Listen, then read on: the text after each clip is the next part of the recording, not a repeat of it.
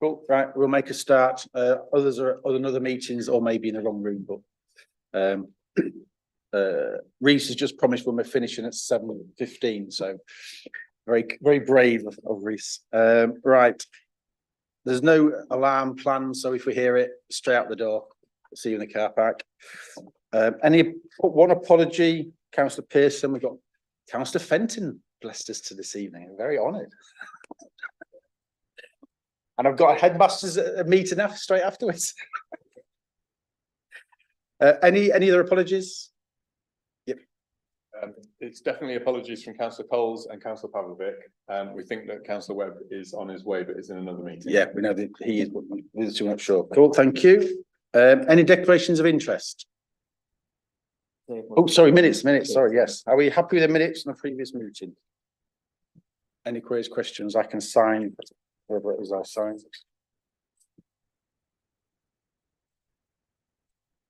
you very much. Cool.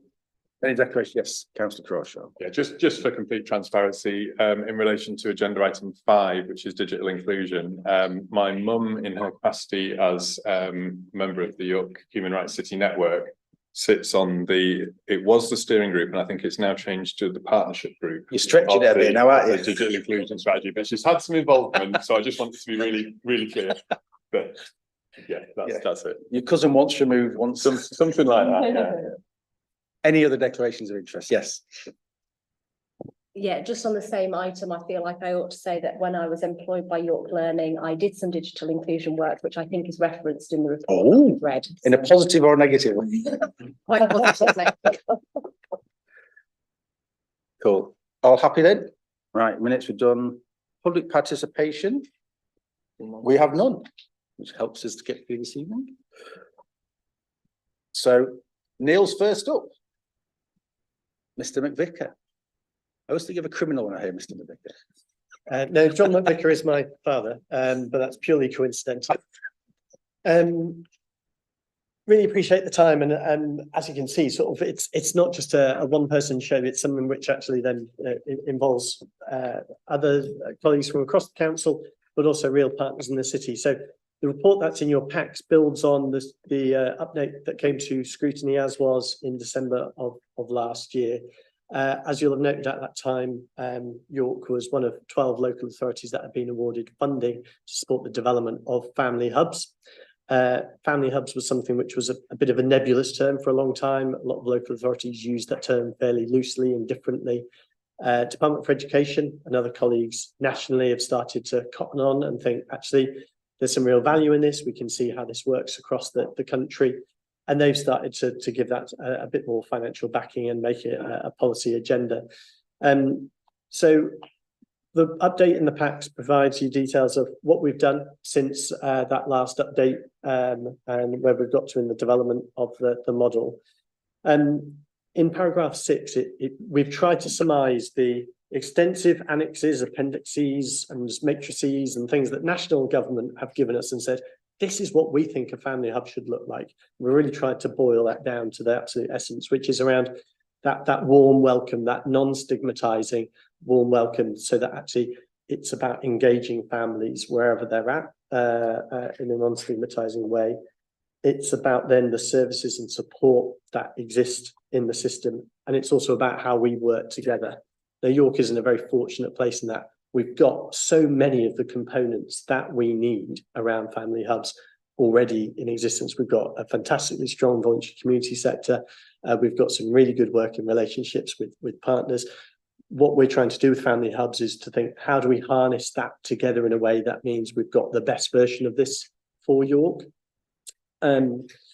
Paragraph 17 then picks up on a bit of an elephant in the room, which is, does this sound slightly familiar? So I've worked, had the joy of working at the City of York Council for 20 years, this month, basically. Pause for applause. But we've seen these aspirations, and actually it doesn't mean that they're the wrong aspirations. They are the right aspirations about if we work together with our partners in communities, with families, and get this right, that is the right thing to be doing. And that should mean that families are able to better support themselves within communities, have the networks around them that sustain them to be successful into their adult life. And ultimately, what we're seeking to do is to reduce the number of families that then need more complex, more statutory, more costly, and sometimes, sadly, damaging interventions higher up the tree, really. So what we are trying to do is we're applying that in the context of now and thinking, okay, given that we have this one-off funding, and I need to be really clear on that, we had some one-off funding from the Department for Education. After that is gone, we then need to sustain this through the funding that is available locally. Obviously, that in itself is not a fixed thing. So whatever model we develop will continue to grow and develop as our resources, as the resources of partners change and as the needs of communities change.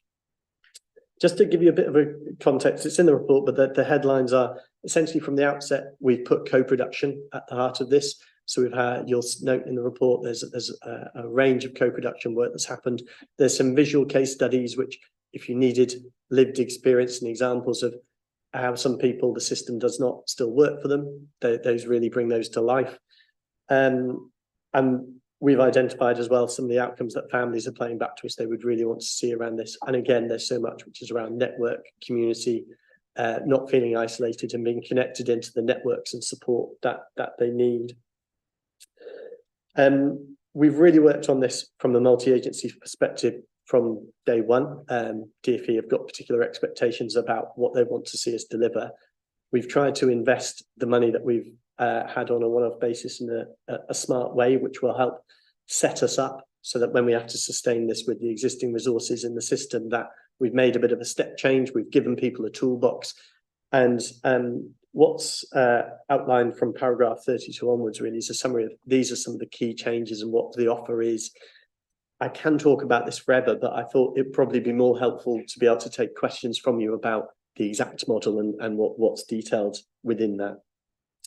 Before sort of moving into taking any questions really around the model, the term family hubs is on one hand helpful, but on another hand unhelpful.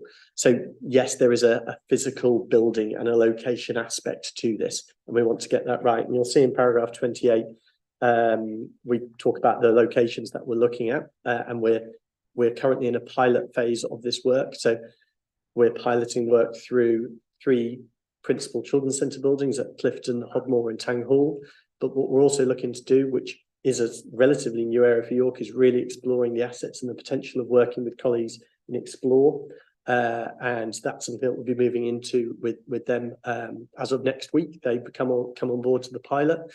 And that opens up a different way that families can go and engage with support as well.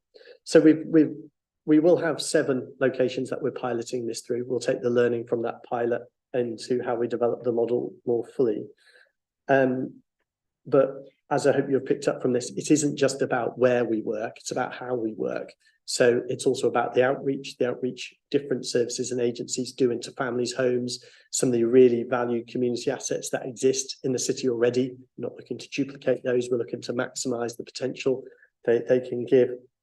And also obviously a virtual offer as well, so that it mentions within the report around the launch of the new website, which is imminent.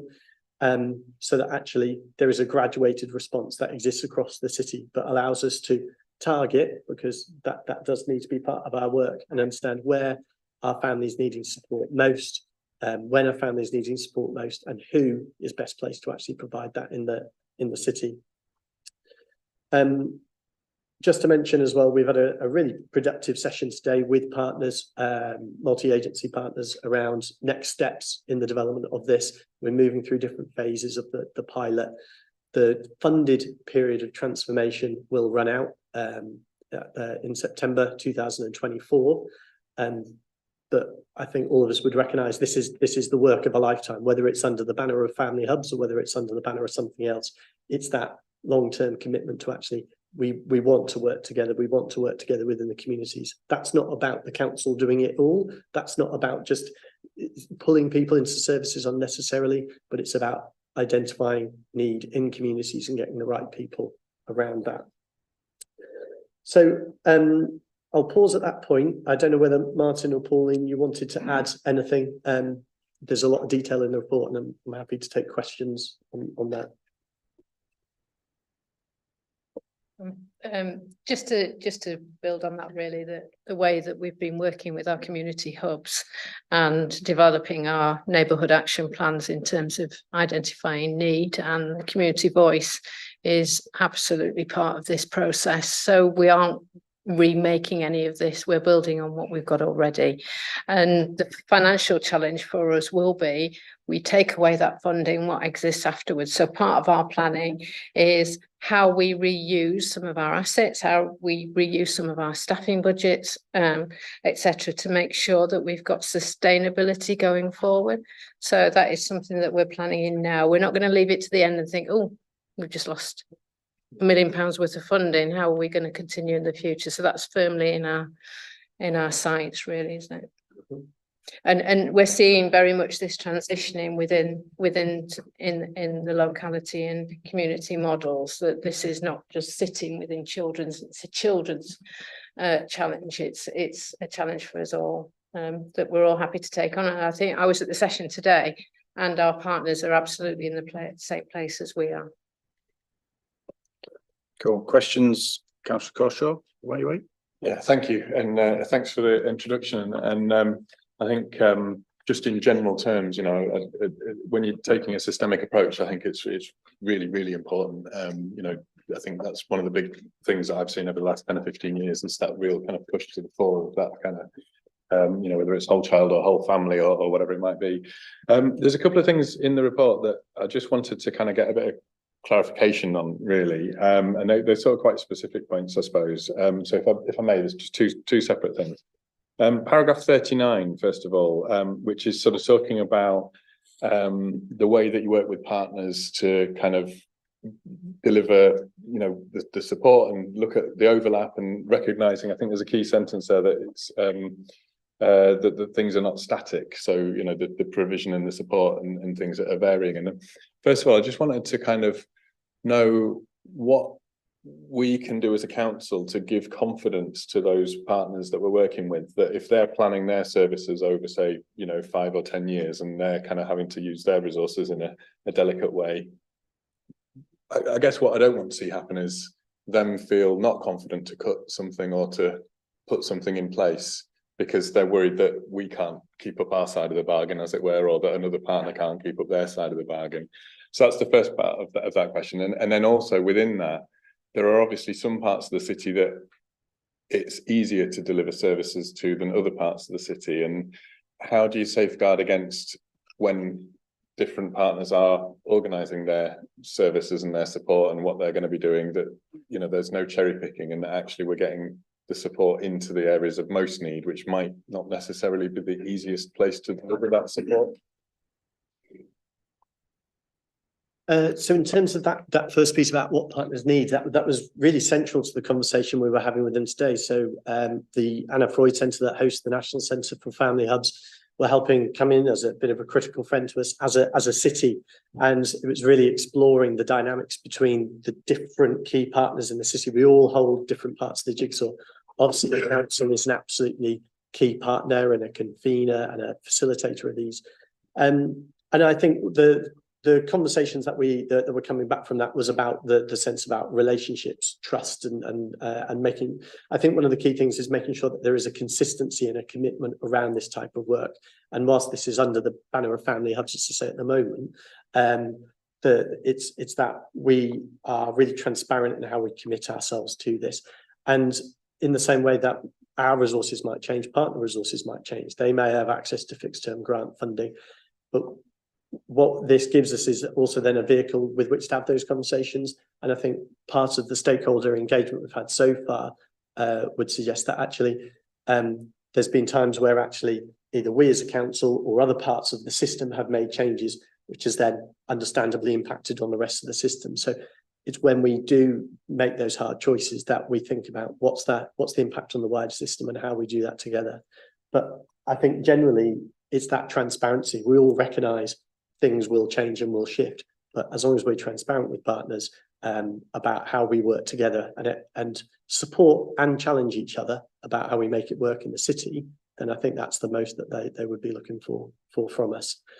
In terms of the second point about it being easier to deliver in some parts, I think in part that comes back to our ability to challenge each other, but also the levers that we have to drive ourselves to those shared priorities and those areas of need. So this is happening alongside our work to develop a neutral young people's plan, which we would look to bring through. And that really sharpens our collective focus about, well, what are our priorities in terms of outcomes and themes that we want to make sure that we address, but also the move towards how we work within localities as well also helps us really identify, well, actually, where are those communities of need?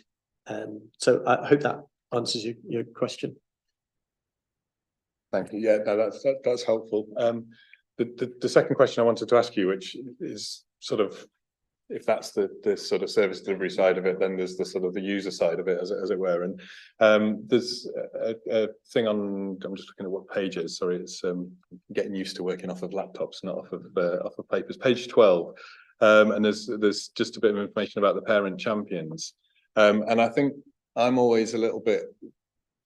It's really important, obviously, to have the different voices advocating and being engaged and involved. But what worries me sometimes is if you are only speaking to a particular part of that group. So, you know, parents in particular are probably the most time poor people, you know, in the city. And the types of parents that are able to give time to these sorts of things, perhaps my worry would be that they come from a very narrow or a more narrow part of the city than would be representative of all parents. And so, you know, whilst it's important to have that voice, what are we doing to make sure that we've got a range of voices even within that parent group, but also if we acknowledge that perhaps it is a limited range that we can have, that we don't skew the services towards those people who can give the time to try to help shape the services? It's a really important point, and what we want to make sure is this is about improving outcomes in the city, and in particular narrowing outcomes for people that might be more disadvantaged. We don't want to make that worse. So from a co-production and hearing voice perspective, what I would say is that, you know, that work has been done very diligently to reach out to communities whose voices might not otherwise be heard, and we really do want to hear from. So that is something which I think has been recognised both by the DfE and also the Anna Freud Centre in terms of them coming in as our critical partner. So I'd want to play that back to the board, that we're alive to that challenge, and that it's in the art is in the delivery about how we go out and seek that voice, that's the true voice of people that we need to hear from. In terms of the Parent Champions project, that is something which is an established model. So it does run in other areas of the country as well, whereby parents are able to volunteer and then they access some evidence-based training, which is about how they then provide peer-to-peer support and information, which is providing a formalized network that many other people would rely on anyway, but it's putting that in places that where people might not normally have that network.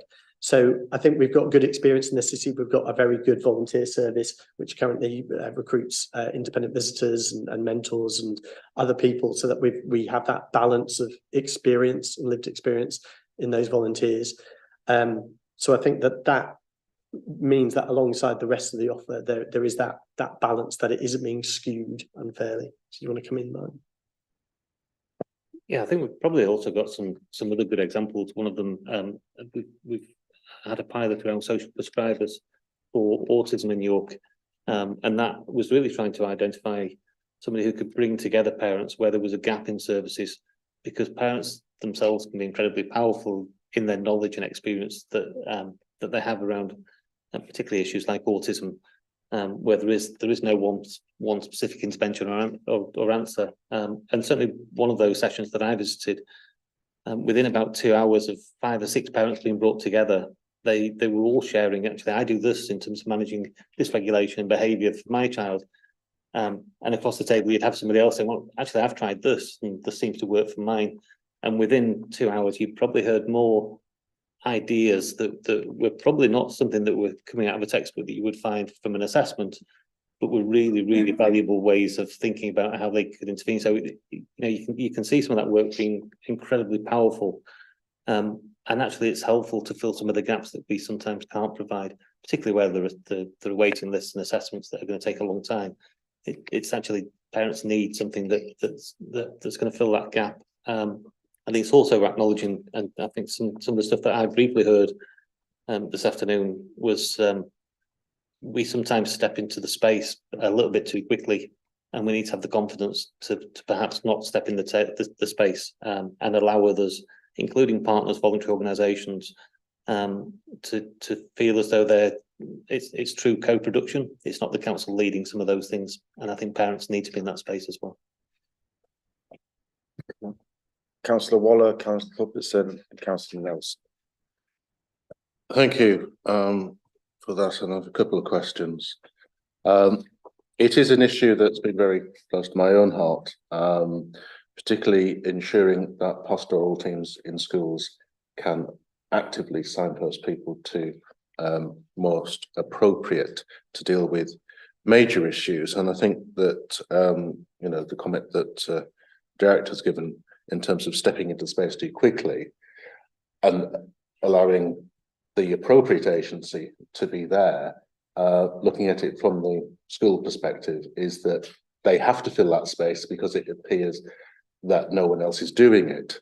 And my question is, in paragraph 21, you refer to the 3 schools attached to the children's centres. My plea would be that all schools feel aware of this, and that there is a clear signal that this is about that early intervention that you raised. And also, I take on board the comment that you've made about not stigmatising. It's something I felt very strongly about. So it shouldn't be that if you're engaged with the family centres, there's something wrong with you.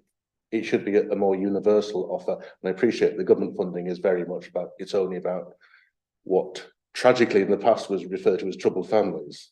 But actually it's about anyone can go to it and not feel that they've somehow been labelled. And I think that's vital if we're going to get this really at the heart of early intervention across the city.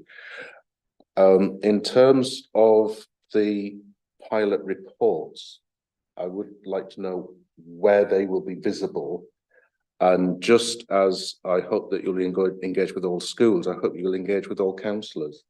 That it's not just we demand to know what's going on. It's we have those connections in communities and join the dots in a way that departments, whether within the council or within the NHS or other agency, don't always see those connections. And it's a double check on, is it having the output that you imagine it will achieve? And I'm sure that you're committed to doing that. But there sometimes can be unintended consequences of the way that things are structured. And I think it's about ensuring the service is provided across the whole city, and not just at the immediate environs of those locations. Thank you. Thanks. Just to come back and acknowledge those points and give you that assurance as well, in terms of when you talk about the teams and the schools in particular. So yes, there is engagement that will happen with all schools across, and certainly we've engaged with the 3 schools that are attached to the sites pure or from a logistical point of view as well, about families coming onto site and what would be different to what they're experiencing now. But certainly the supporting families team that's referenced in the report, remodeling that. So actually there are a number of, as you've referenced, schools that sometimes feel on their own with things and feel like, well, I'm seeing these children on a regular basis, but it feels like I might be the only one carrying the can. The support and families team really coming alongside those pastoral workers and giving them some dedicated named advice and support so that we're better connecting what exists in the city. In terms of then engaging with members as well, yes, certainly that is something that we would want to be doing, and we've been looking at, well, what's the connection between this and the work around neighbourhood action plans and things like that. So that is something that we would be looking to make sure is in place. And your point around the stigmatisation is completely right. That's come through in every single conversation we've had with young people, families, and partners as well. This is a whole system, a whole city approach. That it's something which we would want to support everybody to be able to access without the feeling of stigma attached to it. So that comes back to some work that we're doing around values and how we work and how we communicate with families as well. Thank you, Chair. Thank you for that answer, Neil. It's very encouraging to hear about and to see what is in this report. And it's a model that we particularly support. As you know, we did a certain amount of work on this in the last administration, much of which is figured here. I want to ask two questions. First one is about money. Sorry? But some people found that funny. I don't know why.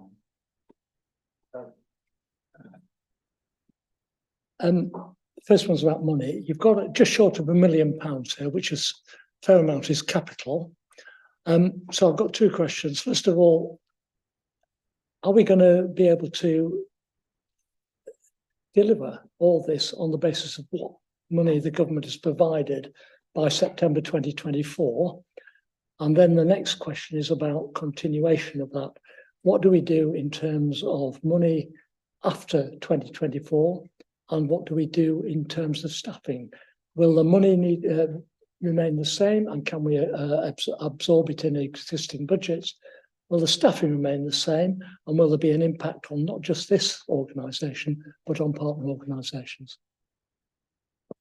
So in terms of the transformation grant itself, then yes, we have the way it works with the DfE is we provide back to them a costed delivery plan, which says this is the programme of activity and our expected spend across that. So we will make sure that costed delivery plan is there, and we will make sure that maximises the return we get as a city from that grant. In terms of then the ongoing, what happens after that funded period, that's something we've been acutely aware of throughout this. And picking up on the point Pauline was making, what we've looked at is in all the changes that we're making, we're thinking actually, how can we sustain that within the existing resources? So the transformation grant isn't for creating lots of new teams. It isn't for creating lots of new things, which will then only have to then go and disappear. That's not what we've done. What we've done is to look at actually these are the changes, and this is how we can embed that on an ongoing basis. The challenge we as a local authority face, and all of the other partners face within the city, is our existing resource base is fluid. So the part of the conversation we were having with partners today, including voluntary community sector, health, is to say, well, actually, when we come to those places that resource base changes, how do we then come together to understand actually this is the implications of that, and looking at how that works as a system rather than explicitly just saying that only impacts on this service. So we have tried to bake in from the very outset of this a real clear eye on the sustainability of it.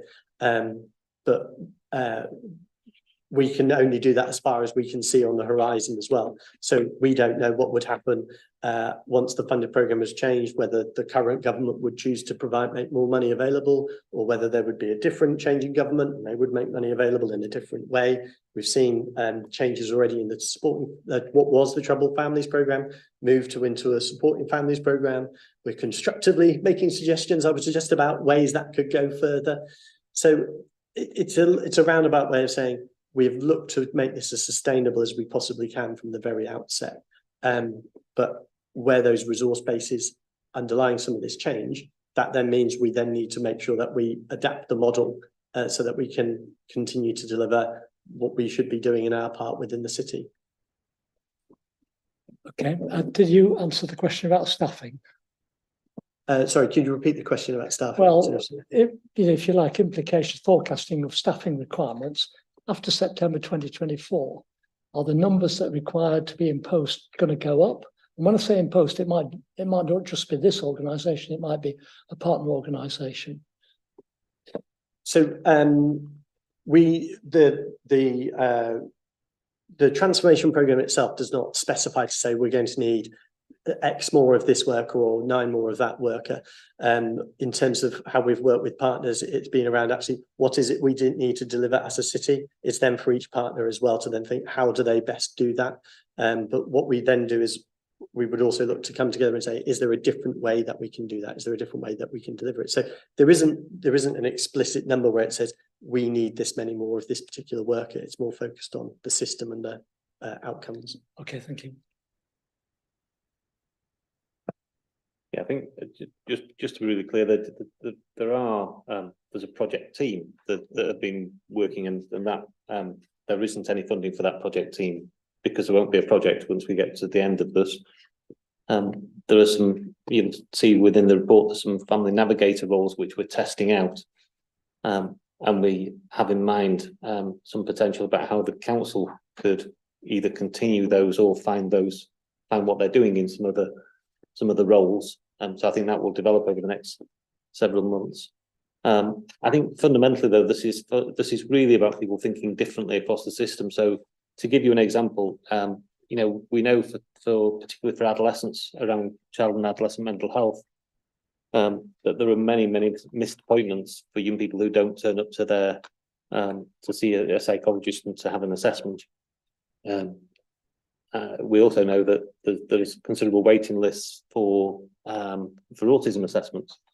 I think it's about, you know, I'm using health as an example, but I think we need to reflect for ourselves as well. But it's about perhaps that psychologist, instead of maybe sitting waiting for people to come and visit, for them to go out and work in the community for a few hours to deliver a surgery. So they might provide advice and support to parents that just gives them something that doesn't need the assessment, that then requires a great deal of funding to sort of go along with it. So this is fundamentally about getting people to think different and deliver their services differently in the future. Quite briefly, thank you. That's very helpful. I mean, we've used this changed approach in Early Talk for York in terms of making that service more available at the point of need. And if we can make that happen, that would be very welcome indeed. Thank you. Thank you, Chair. Thank you, Chair. I really enjoyed this, and I've been down to our local family hub at Hobmore Children's Centre, which is in itself, I'm really pleased to see that they're moving to Explore, because it's a bit of a funny place. I think that will probably be reflected in the pilot in terms of the location. But I just had a couple of questions. So in the report, you know, there's a lot of talk about strategic models and things like that.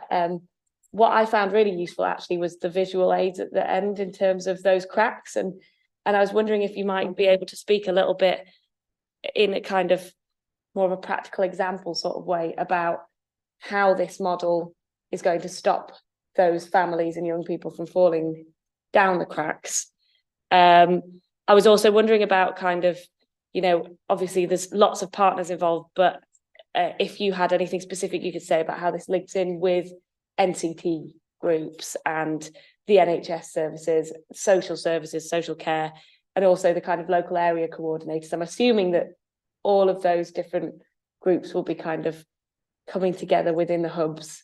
But if you just after a few more specifics, really, and then shall I tell you my second question now, and then you can. Or, the other thing that I was wondering about is there's mention of youth work and the youth work network and things like that, and that just, I would really like to know what that is, what youth work is going to be involved with or coming out of the family hubs, because I wasn't aware of any.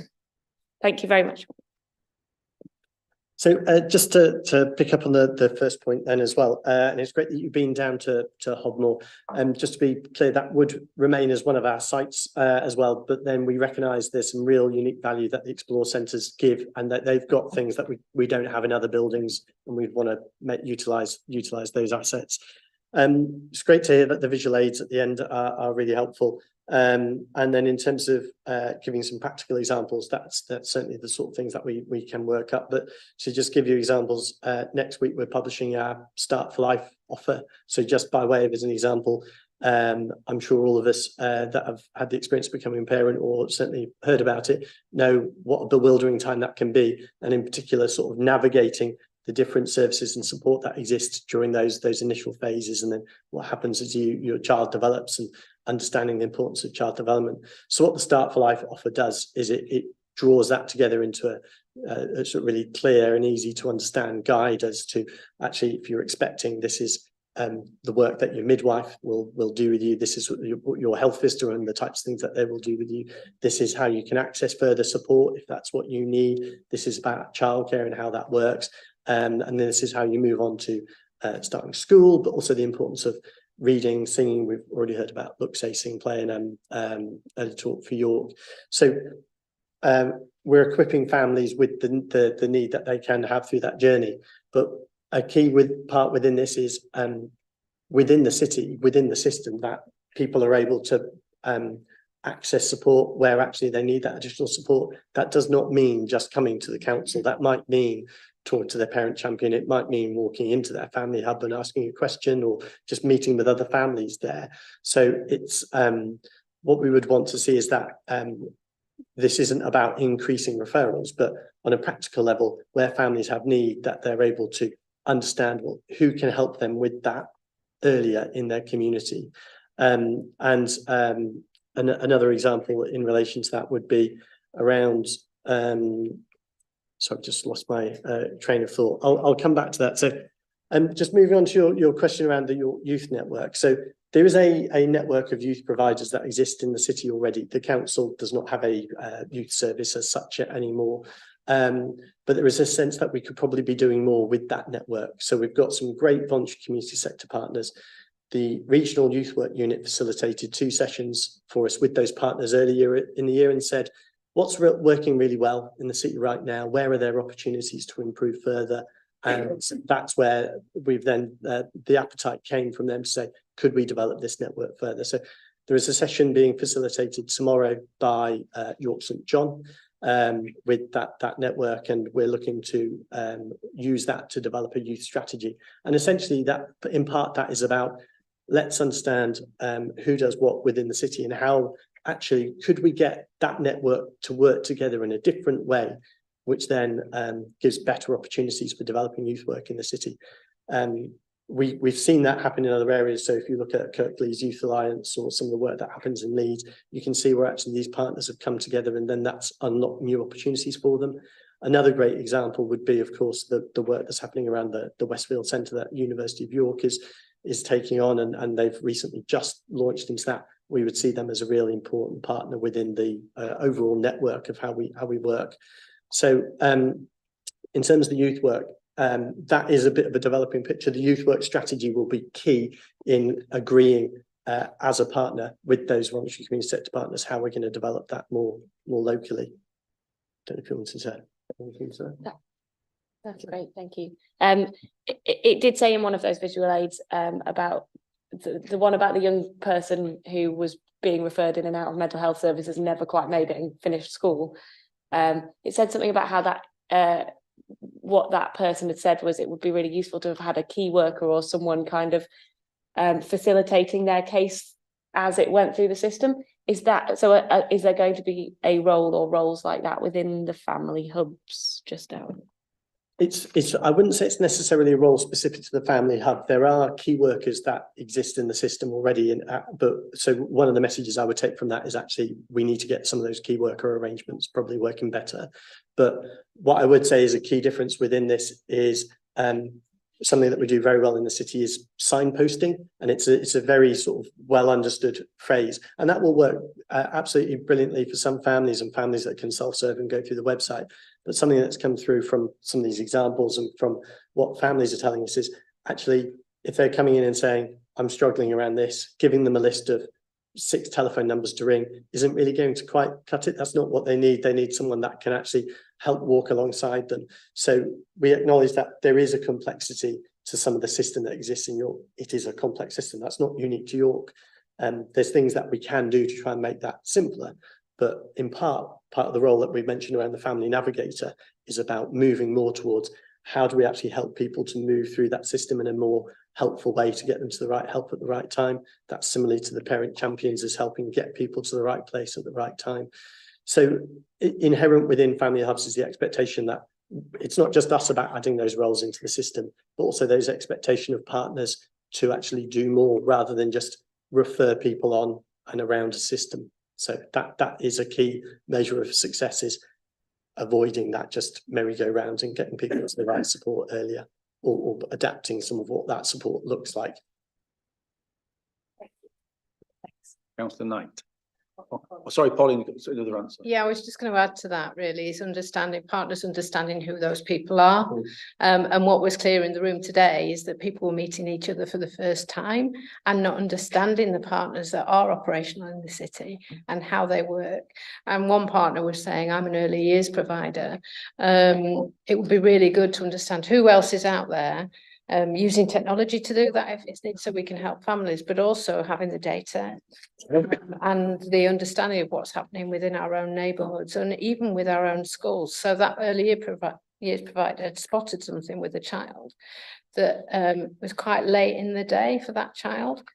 Had the school shared the information about what was happening with that family and that child, they could have worked together. So data and understanding and sharing information, which is a huge minefield for anybody, was quite key to them. So knowing more about our communities as a set of partners is going to be absolutely key moving forward, and that's part of the neighbourhood action planning as well. This is an answer, Bob, or a question? Neither. I'll go as far as comments. How about that? Firstly, apologies for being late. I've just been at a. We knew you were here, all right. Yes, I've been upstairs at another meeting. In that meeting, I was sat around a table of people who have been at the meeting this morning on that. So they've had a full day of meetings. And one thing that came out of this was it was different partners from around the city that deliver different things. And one thing that they brought to the table and they suggested was, wouldn't it be great if, as an organisation or as an individual, if you're in the city, there was almost like the first phrase they used was the pen portrait, which is a very education-based term, but essentially it was a single sheet of paper or a single page on a website or even an article on a website that just said, this is who we are, this is what we do, this is what we can offer, and this is what we need.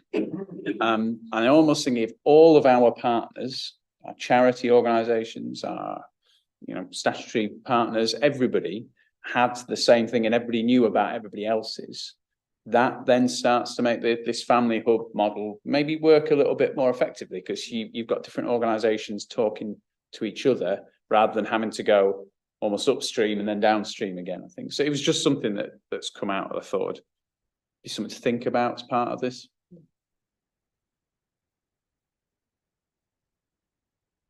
Patience is a virtue. Thank you.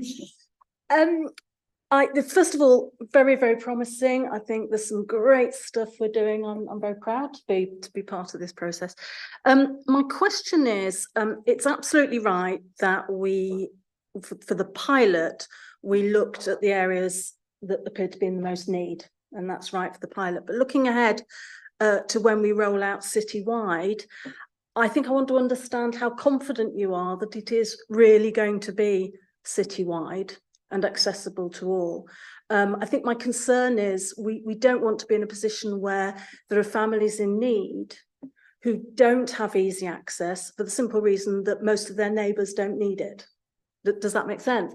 And I think I just want to understand how confident you are looking at it where we are now, that it will be possible to roll it out, make it genuinely citywide and encompass anyone that may need those services and have easy access. And I think easy is the key point there, to make sure they've got that.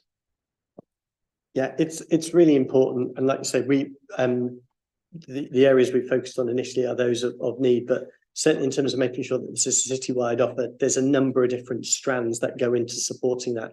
One of which is obviously on the basis of the virtual hub, so that the website being available across the city and available at different points in time.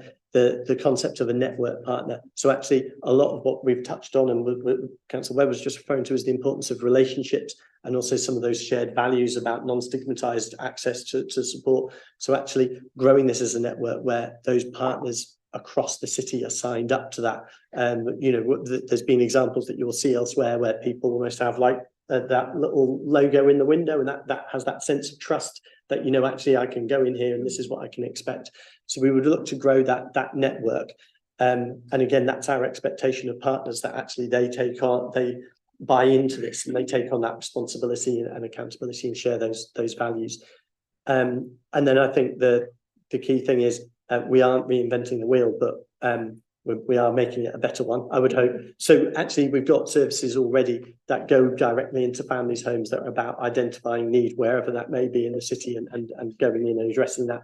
We've got things like the team around the school proposals as well, where actually we're going and engaging with all of those schools. Some of the system developments are really key for us in this as well. So just to mention, it says in the paper that we've invested in developing some of our systems. Not always the most glamorous of things, but also it does really play into what you're describing. So actually, do we understand and are we joining the dots about who in our system we might be missing and actually who might need some support if we were able to join those dots up in a more intelligent way. So I think in terms of what we've designed so far, we're really committed that you would see that happen across the city. I think the conversations we've been having with partners today is then also about how we do that with them and then carrying some of that torch across the communities that they develop relationships with that we might not have as a local authority. Thank you. Any other questions? Councillor Corshaw. Sorry, yeah, just one further, if I may. And this is a kind of a bit of a overall sort of thing, because I kind of read through this the first time through, and I think you sort of touched on it in your opening remarks that, you know, actually, why wouldn't anybody agree with all of this? But at the same time, it's sort of trying to understand the specifics of what it's exactly trying to deliver and trying to do. And I still sort of feel a little bit confused, and the answer may be all of it. But I'm not quite clear really whether is this a sort of a trying to start at a very, very basic level of sort of saying, you know, we need to build support networks for families so that, you know, people aren't left isolated or you know, perhaps get that experience of that kind of shared, I think what Martin was talking about in relation to autism, but actually, you know, it might just be as basic as this is how you do a nappy, or this is, you know, how you feed your child, you know, moving them from breast milk onto solids, or, you know, those sorts of just tips and that kind of stuff. So I can sort of see how that works at that level.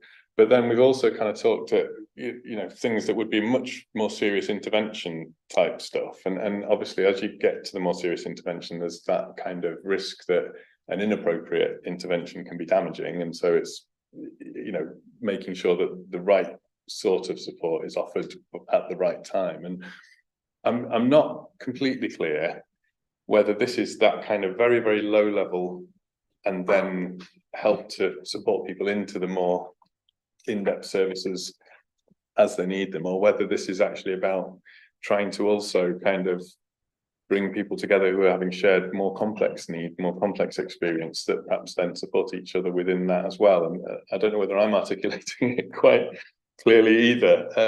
But I guess on a really simple level, I'm just not quite sure what the key level that this is trying to operate at is. Is it that basic or that more complex need? It is, I would say, more orientated towards that earlier work that can happen within communities and doing that in a different way.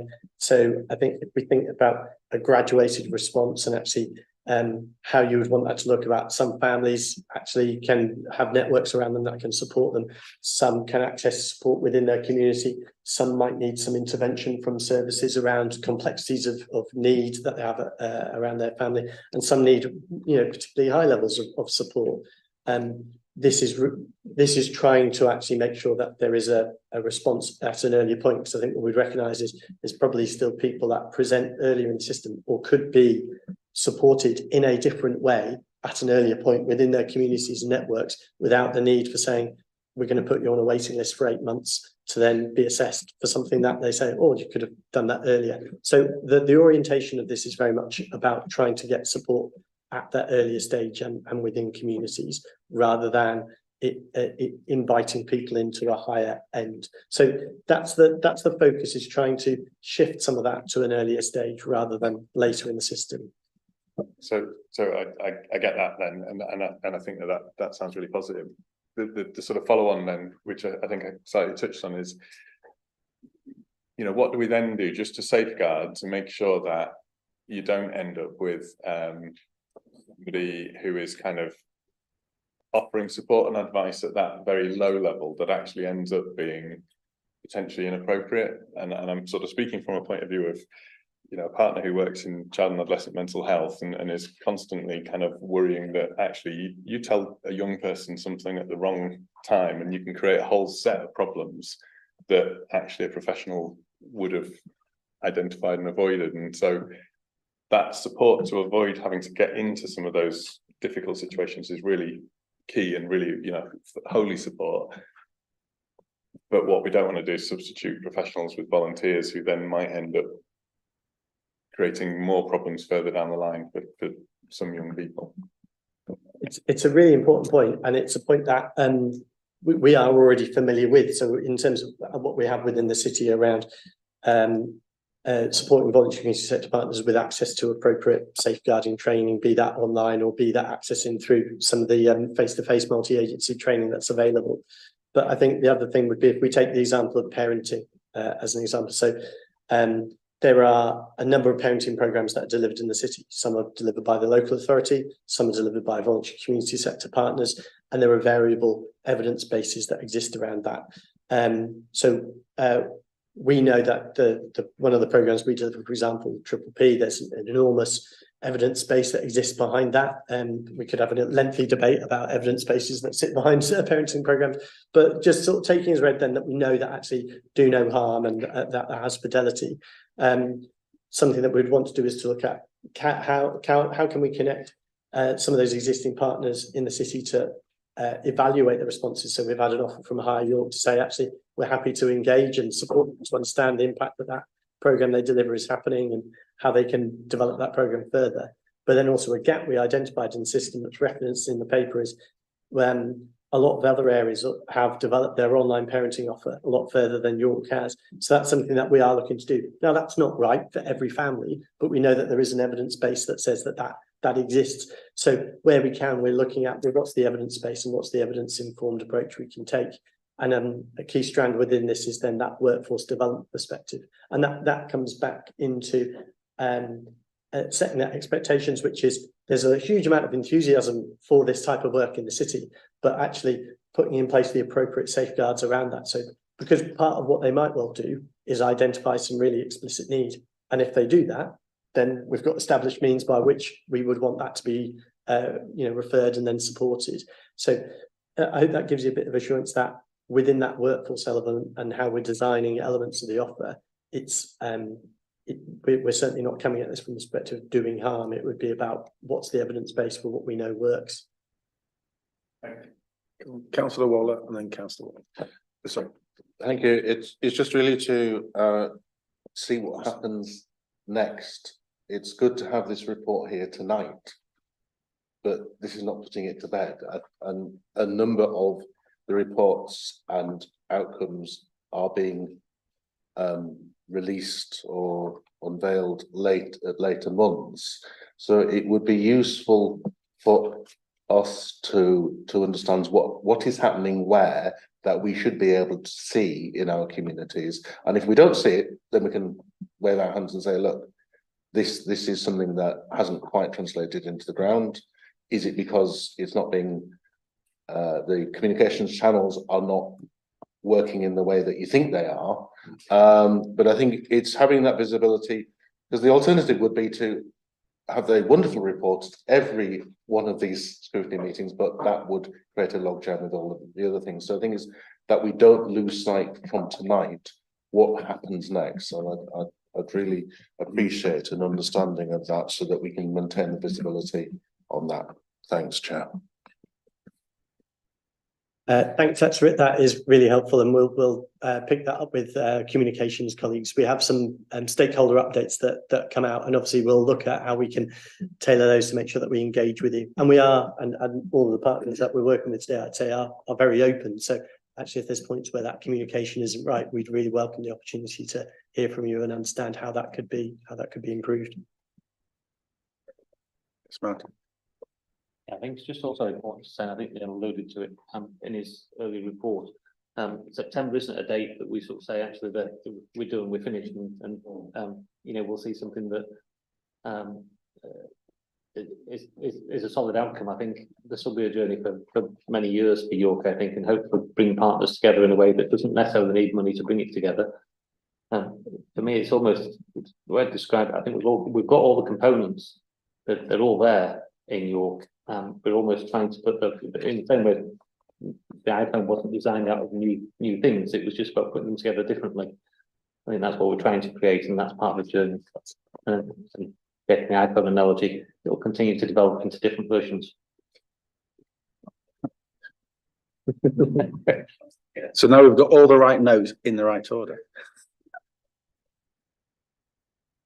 Just a couple of questions I've got myself. On 27, you say you're going to value. Oh, sorry, you're right. I do apologize. Come.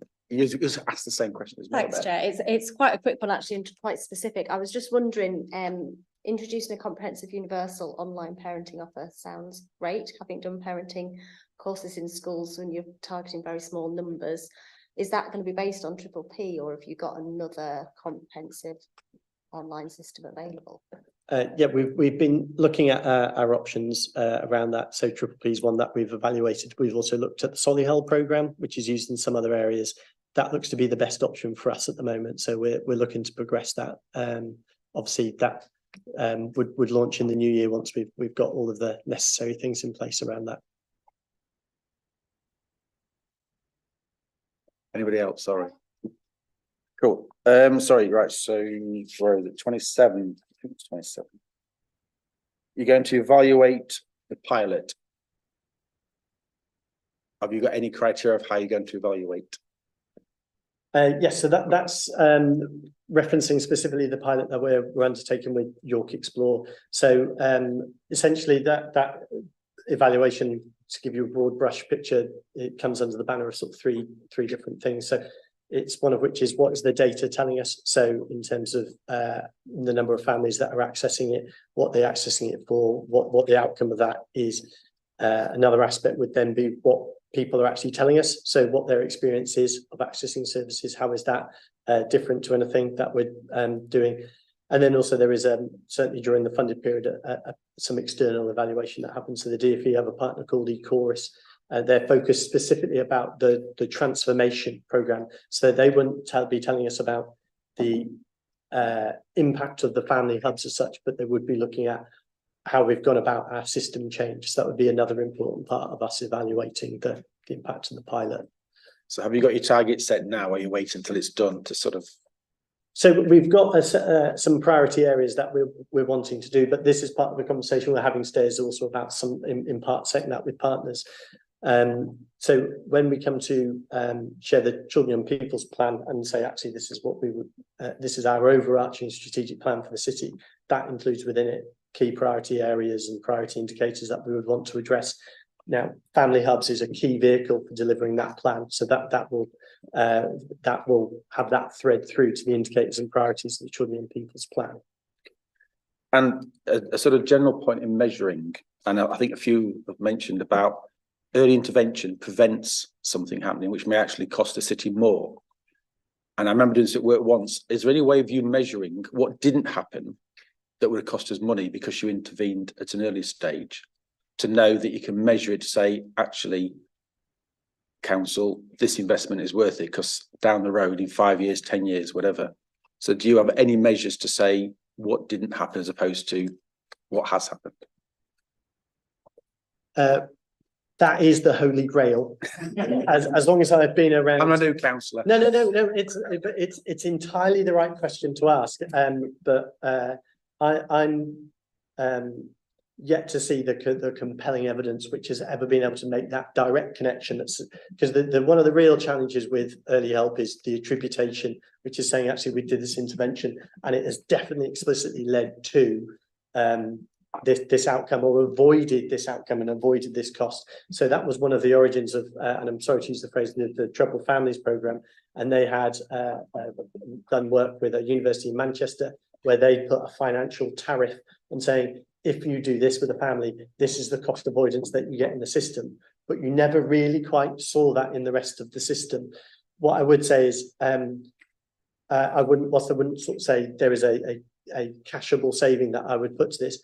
what you would want to see over time is that those key areas that we see as priorities within children's services and partly within health outcomes, that you would start to see those things change. But that is that direct correlation between the early help and the intervention that's happened and that reduction in cost and impact later down the line is something that is globally the holy grail. If we can achieve that through this, then we'll solve our budget pressures overnight because we'll sell that worldwide. But it is the absolute golden holy grail. So we have started to use the social value engine, which is a tool that organisations can use to prove that the impact of their work, and we've used it in local area coordination to a limited extent. And it's been quite a while ago, so we're starting to look at that again, not least because other organisations are justifying their existence by using the social value engine. So for example, Citizens Advice York know exactly, they can tell you how they're generating maybe £4 by spending £1 by the use of volunteers, for example. But they also will tell you how that stopped a person then going into more complex and expensive needs, and that's absolutely where we need to be with early intervention and prevention activity. It's how we need to justify communities and the people that we've got working in communities and our community voluntary sector, the value of them. Otherwise we will continue to devalue them and they will become at risk. Yet our statutory officers, our DCS and our adult DAS statutory officers are saying that our inspectors are putting early intervention and prevention at the forefront of their inspections, because they absolutely see that actually that's keeping you dealing with a proportion of our population and our residents at the front end, and that leaves resources, scarce resources to work with those that are at the more complex end, and that's where we'll want to be. But it has been sort of a bit like that, hasn't it? But we're all in agreement. It's just finding that right tool to be able to use in the future. Anything else from anybody else? Right, thanks, Neil. 20 years, you still got enthusiasm. That's good.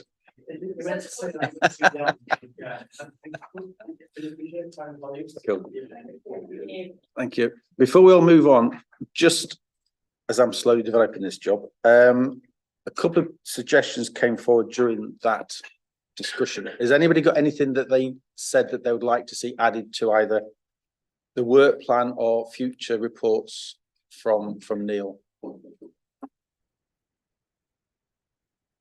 Mr. Waller, Councillor Waller. I thought your suggestion was actually about, because there's quite a few things to come out. There's a lot that to happen. Yeah. It would be useful to have a mechanism for capturing that. So do we put on the work plan or get them back earlier? Well, I think there was an agreement that there would be utilisation of the partner updates, which would be repurposed for councillors. But I think to have at a suitable time, accepting the director said that it's not a cliff edge, September 24, but to know the journey at the appropriate time that you've got to prepare another report, which would be useful for us to see what's happened. Hang on. You just read it out. I can't bloody read. I think what you're talking about is recommendations that we might make. So yes, we might take what Councillor Waller said and actually possibly at the end of the meeting make a recommendation as a committee. There you go. That they look at if I was right, Councillor Waller, it was particularly about some of the things that we should be expecting to see in the next few months and would appreciate circulating so we can kind of watch out for them and test the communication. I think that was right, so that when things are, there's a number of reports that are coming out that we need to be able to say, yes, as community advocates, we've seen it and we've seen the impact of it, or we haven't in one way or the other. Martin's got a good suggestion. Yeah, so I think what I took away of it really useful is just a regular communication to members that will be designed for members to say, this is the next step of family hubs, this is what you might see. And what you will hopefully see, I think, just to be really clear, much of this is about culture change and the way people work. It's not about, seeing the next nice shiny product. It is about people gradually changing the way they work and talk about things, just simple things like, if we stop signposting, which effectively says, here's a list of things, go and talk to people, to actually, I can see that you probably need this person.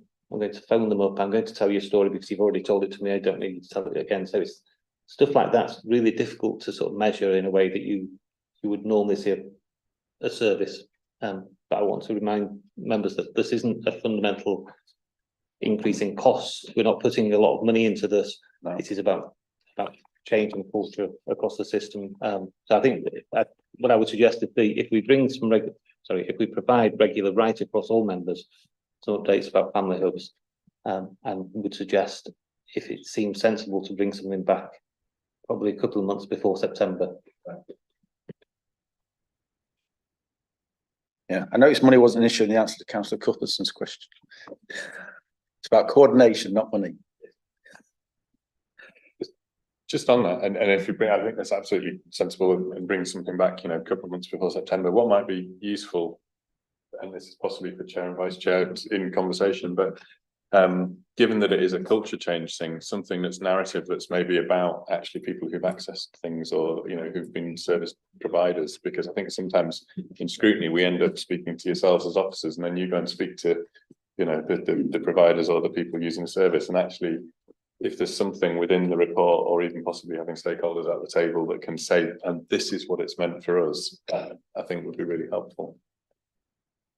Councillor Webb.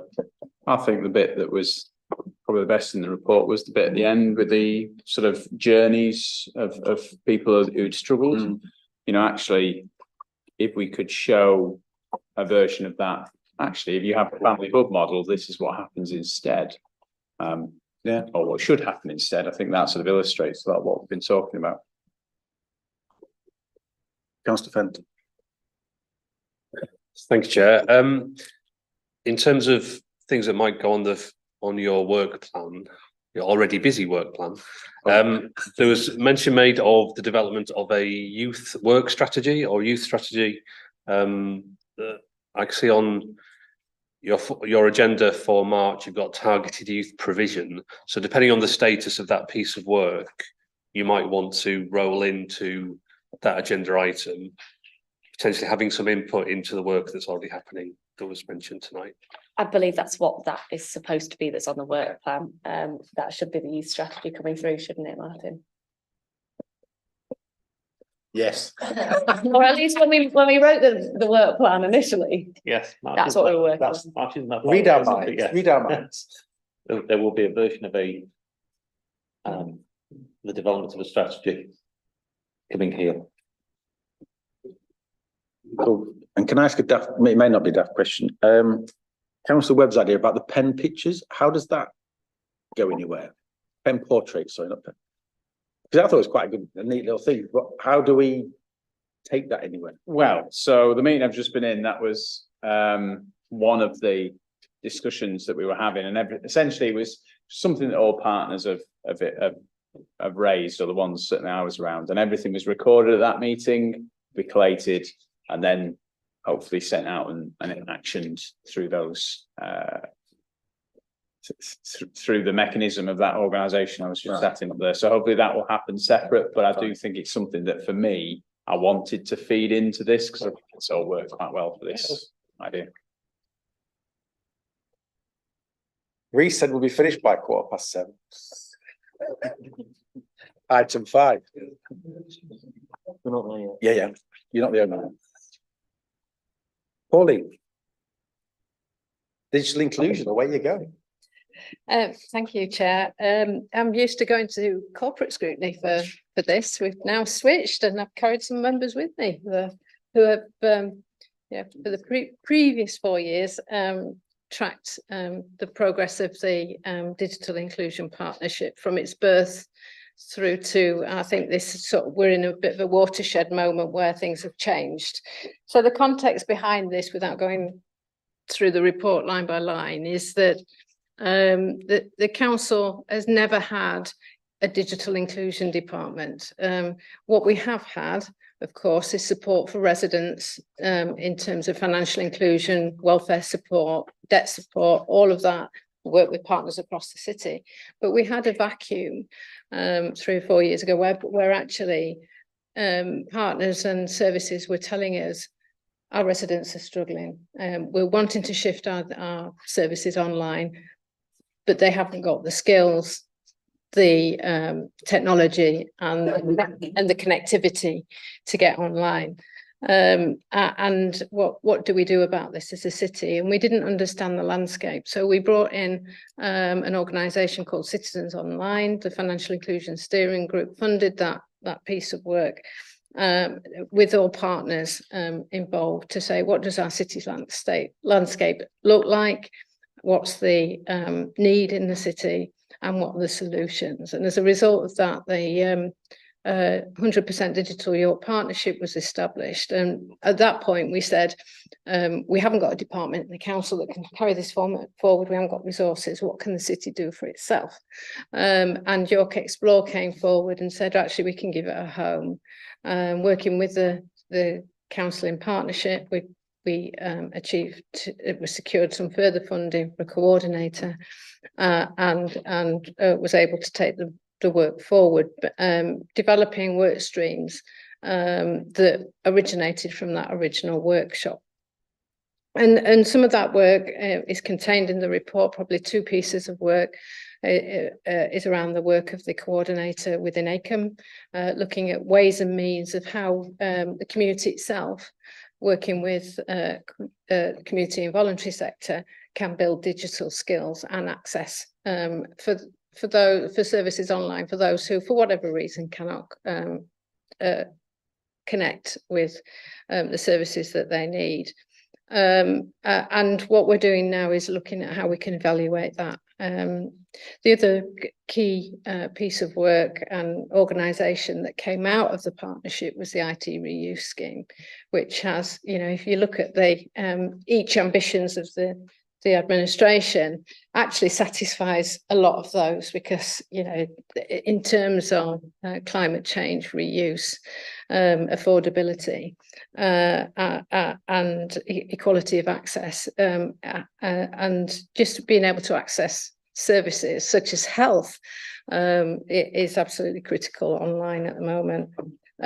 So there are some outputs from there, and I've got some more up-to-date statistics around the IT reuse scheme. For example, the number of devices donated between April and August this year was 267. The number of devices distributed in that same period was 118.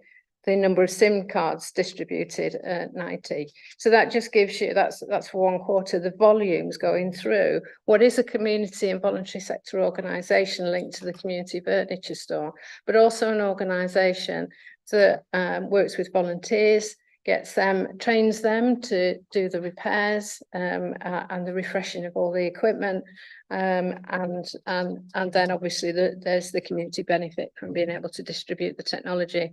This service was absolutely critical during the pandemic for people who couldn't, through isolation, couldn't access services except online. So absolutely vital going forward. So we got to, in terms of the history, we got to the position where earlier this summer the resources weren't available for a range of reasons to explore any further.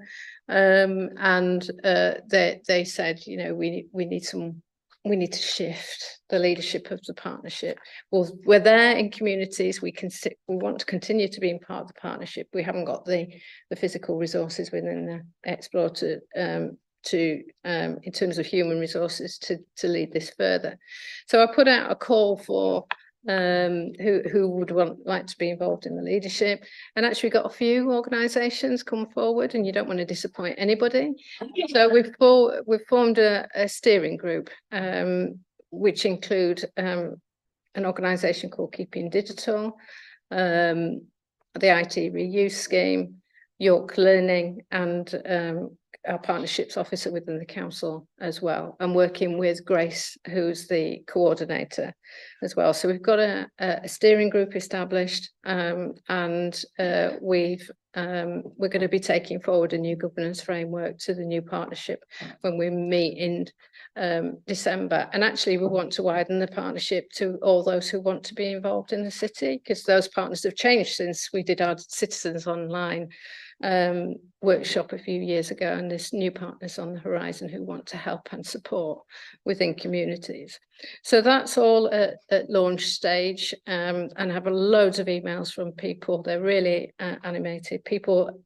No offense to the previous group who developed the name and the badging, they didn't feel it was right that it was called 100% Digital York, because for a section of our population, they'll never be able to access digital.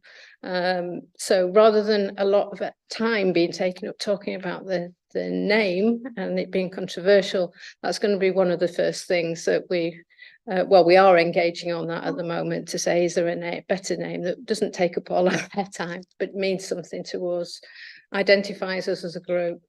So that's all underway. Just trying to think, there's something else I wanted to say. Well, it's gone. So I think it's going to be a long day today. Sorry. So happy to take any questions. Questions? Councillor Watt. Thank you for that report. There's been a lot going on over the years, and technology has moved on in the meantime. There was certainly a lot of learning during the pandemic, and people's access to online connections, and the difference between households, whether that was geographic, where there were not spots, where whoever you were never going to get connectivity to the Zoom call that your employer was expecting you to be on, and then other areas it was very easy, and therefore it's understanding what's being done to address those not spots, which can occur in unusual places, not just isolated rural villages, but there can be some parts of the urban core where that happens. The other aspect has been over recent years, there's been a lot of digging in the street, and that was with the promise of cheap broadband, but some of the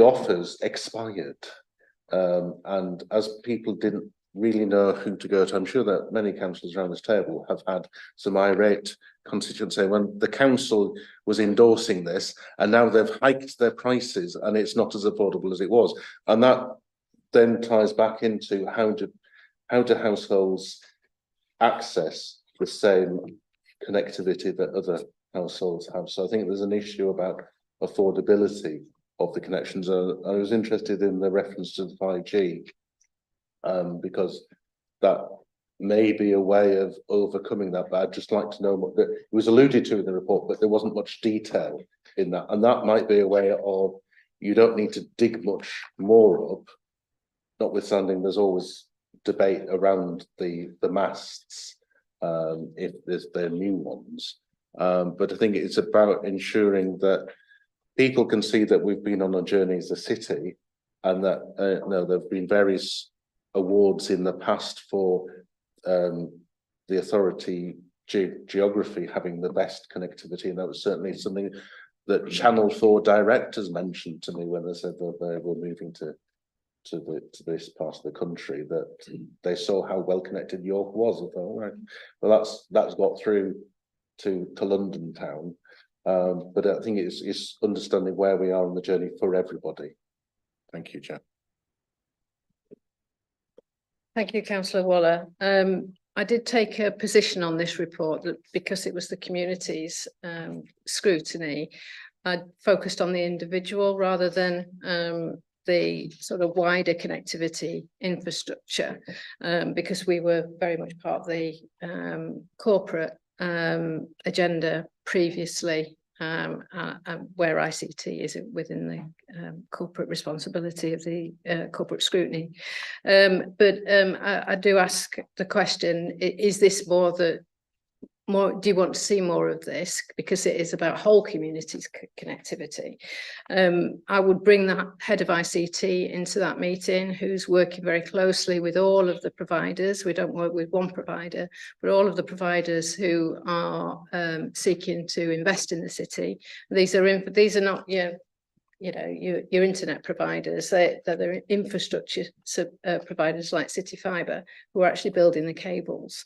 And also he's working with the 5G solutions, really, to see whether there's any other way of connecting the city.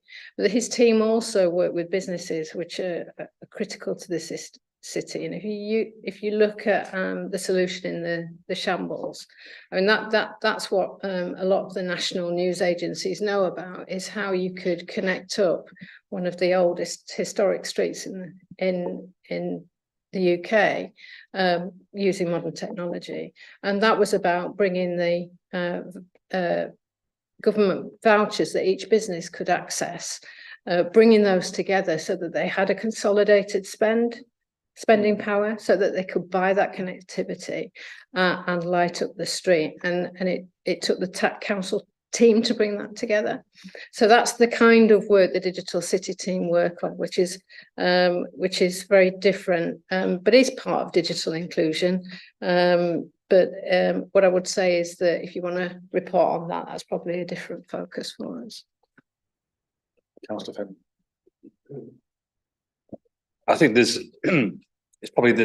an overlap where the physical infrastructure sits with a different committee, with corporate scrutiny, but the way in which that physical infrastructure is delivered can have an impact on accessibility. But I'm sure between the two committees, it's something that we can work through. The important thing is that wherever the item is discussed, that we do discuss it and we make the relevant connections. Because I think it is, if people are priced out of having access, that becomes, they are excluded. And that exclusion may be as a result of decisions made further upstream in terms of commercial decisions over which the council might have relatively little influence. But I've made a note of something for us to pick up in corporate scrutiny in terms of what are those discussions, what influence does the council have in order to support digital inclusion, so that people aren't priced out. Just a quick question from me on page 25. It's a very colourful map. Digital exclusion risk, with which there is some read across from the previous map, which is index of multiple deprivation. Can you just say a little bit more about what information informs the digital exclusion risk heat map in terms of? Sorry, Chair. I knew you'd ask this question. It's very colourful, but I'm actually going to, I've asked that question just before this meeting, and I should have asked this question before I put this map in this report. So well done for spotting this. But it will be based on socio-economic status, I think. And that's why you'll see some strange heated areas come up on this map, such as Fulford. I guess is that what you're pointing out, Fulford? I don't know. Right. Yeah, Poppleton, that area. And this may well be a symbol of, people with larger houses, but maybe an older population that are not interested in being digitally connected. But that will be an assumption. So I will share that information as soon as I get it back. But yes, it's a good question to ask, because there are some unusual features on this map.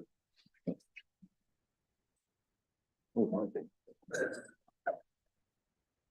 you have a ring that. Sorry, Councillor Croshaw. Thanks, thanks, Chair. Yeah, thanks for the report, and I'll just echo actually something that Councillor Waller was saying about the need to just kind of fill in the gaps in a way, because certainly in Micklegate and I know Guildhall, I think, is similar. You know, there are quite weird anomalies where you've got the odd street that just isn't connected, and then 3 streets down they've got an amazing connection, or you know, in fact, on my own street, one side of the street goes to one exchange and has a really strong connection, and the other side of the street goes down the road the other way and has a really poor connection. So it's little things like that. And I think, you know, on that point, one of the things I was a little bit concerned about, and I don't know whether you're able to answer now, because it might be commercially sensitive as much as anything, but my understanding was that City Fibre, one of their partners who were doing the installation, has gone into administration, and so a lot of that rollout seems to have ceased. And that was information I'd had from the Digital City team. So I don't know whether there's work going on to try to support them to kind of carry on with some of that filling in the gaps, because that was something that was happening, I think, over the last 6 months, and then has stopped. But the thing I really wanted to just kind of highlight, though, was just to echo the really positive things around the IT reuse scheme and York Learning, and you know, just thinking to the item that we've just discussed at length around the family hubs and what have you. We do something in St Clement's Church on Scarcroft Road, which is a sort of an internet cafe type offer, but York Learning have been involved and been, you know, giving people support in their skills, and actually then there's been a little free tea and coffee, and I think the local area coordinator started going along, and actually it's kind of become that kind of hub for a section of community. And you know, I just was thinking in terms of how this offer is developed, you know, that partnership between IT reuse and York Learning, and perhaps thinking about the family hubs model and all of that, and whether there's something there, because my worry with all of these things, which I think is essentially the sum of most of your report really, is that we are moving towards things being online. We've talked all about parenting resources that are online, all of that sort of stuff, but it's not just about having the skills to connect, it's about having the data in your phone to be able to actually look at it. And so the more that we can join all of these different things up to provide access to people who might not otherwise be able to do. So it's not really a question, I suppose, it's more of a statement of it. There's lots of positive things in this that I hope we're extending and exploring further. No, I can't answer your question about the supplier, and I think what's important to say is that the Digital City team do not spend any money, they don't procure anything. So we're not financially supporting any of the organisations that are installing in the city, with the exception of the infrastructure supply to the council directly, and that is Digital City Fibre. And obviously some of their networks are going to be reused to supply and extend into communities by other suppliers as well. So I just wanted to stress that, but I can't comment. I think if you have another report around connectivity, that's where you can explore some of those questions. Just in terms of the learning, we are really keen to evaluate what's gone on in ACAM in particular, to see whether there's features, and you can talk from your own experiences, where we can share that practice across the city and work within our community hubs network, our good place network, as we call it, to share some of that best practice around where we can support people. And I know the York Community Furniture Store are keen to look at setting up a community hub as well. And with the IT reuse being on site, that'd be a fantastic resource for the city. Chair, could I take a liberty just to mention something further that I'd forgotten? This report is not about accessibility. It doesn't talk about how do we get offline people the services that we need, and I know that's a subject close to a lot of people's hearts, and I think that's I've taken the view that this is about getting people online, but there is another subject area around digital, and that's around how do people access services if they are not connected. And there's a whole load of accessibility regulations around this, and a lot of work that's going on across several teams within the city, within the city council that are looking at this, and it's something else that the committee might want to have a look at. But I didn't cover that on purpose in this report because that you would get distracted by a whole new subject area.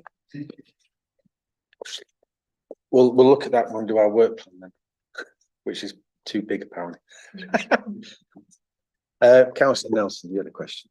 Thank you. Just a really quick one about Explore and the role that they're, or kind of how they're going to fit into this moving forward. So I know you said they don't have the human resources, which is completely understandable. What about things happening within their physical spaces? Because my understanding was that a lot of actual work on site around digital was happening in the libraries, or some of it, at least. So yeah, and that will continue. That's part of the Explore model.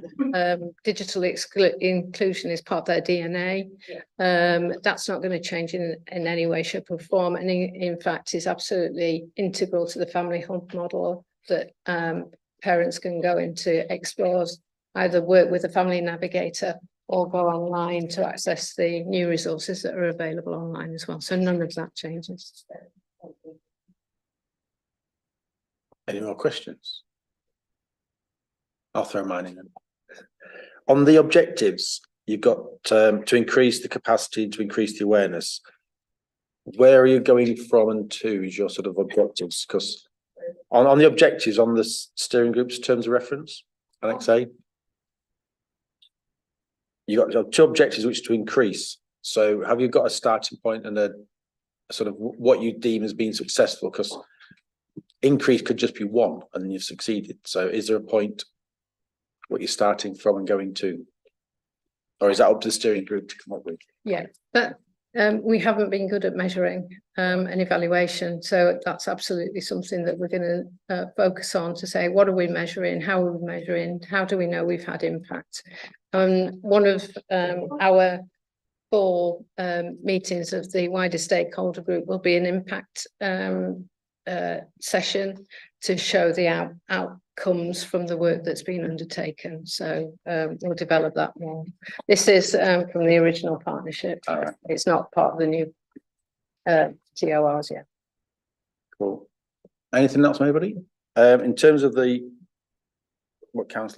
issue that Councillor Fenton made about, and you said about where does what's it where, I think I'll take that up with Councillor Fenton offline and just sort of see who's going to get what, when, where, if that makes sense.